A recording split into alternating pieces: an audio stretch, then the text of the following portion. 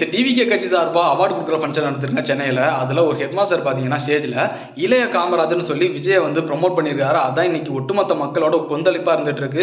காமராஜர் எங்க, விஜய் எங்க? ஆக்சுவலாக காமராஜர் வந்து நடிகராக இருந்துட்டு அரசியலுக்கு வரல, கோடிக்கணக்கான சொத்து சேர்த்துட்டு அரசியலுக்கு வரல, கோடிக்கணக்கான ரசிகர்கள் சேர்த்துட்டு அரசியலுக்கு வரல. அவரோட ஆரம்ப காலகட்டத்திலேருந்து பார்த்தீங்கன்னா அவ்வளோ பிரச்சனைகள், அவ்வளோ இன்னல்களை சந்திச்ச முதலமைச்சரே ஆனார். அதே நேரத்தில் அவர் பிறக்கிற சமயத்தில் இந்தியாவுக்கு வந்து ஃப்ரீடம்ன்றது கிடைக்கல. அதனாலேயே பார்த்தீங்கன்னா இந்தியாவோட விடுதலைக்காக அவ்வளோ போராட்டத்தை வந்து சந்திச்சிருக்காரு, அவ்வளோ வாட்டி ஜெயிலு தண்டனை அனுபவிச்சிருக்காரு.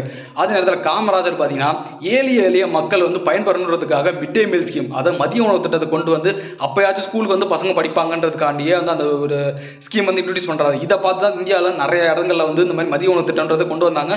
இப்போ இன்னைக்கு பார்த்தீங்கன்னா காலை உணவு திட்டமும் கொண்டு வந்திருக்காங்க. அந்த அளவுக்கு ஒரு இதுக்கெல்லாம் விதை போட்டதுன்னு பார்த்தீங்கன்னா அது காமராஜர் தான். அதே காமராஜரோட ஆட்சி காலகட்டத்தில் எத்தனையோ அணைகள் கட்டப்பட்டிருக்கு, எத்தனையோ நிறைய ஒரு நல்ல வேலை வாய்ப்புகள் ஏற்படுத்தப்பட்டிருக்கு. அதே நேரத்தில் காமராஜர் ஐயா சாகும்போது பார்த்தீங்கன்னா 350 ரூபாய் பணமும் 4 வேட்டி 4 கதர் சட்டை இதோட இறந்தாரு. கோடிக்கணக்கான அந்த ரோல்ஸ் ராய்ஸ் காரோ, லக்ஸரியான பங்களாவோ, ஏக்கர் கணக்கில் லேண்டோ அதெல்லாம் வச்சுட்டு சாகலை. அதனால யாரோட ஒப்பிட்டு பேசணுன்ற ஒரு தெளிவோட மேடையில் பேசுகிறதா நான் சொல்கிறேன். இந்த வீடியோன்றது ஆக்டர் விஜய் சார் வந்து டார்கெட் பண்ணி ஒரு வீடியோ கிடையாது. ஒரு சாதாரண ஒரு பப்ளிக்காக எனக்கு வந்து மனசில் தோணதான் நான் சொல்லியிருக்கேங்க.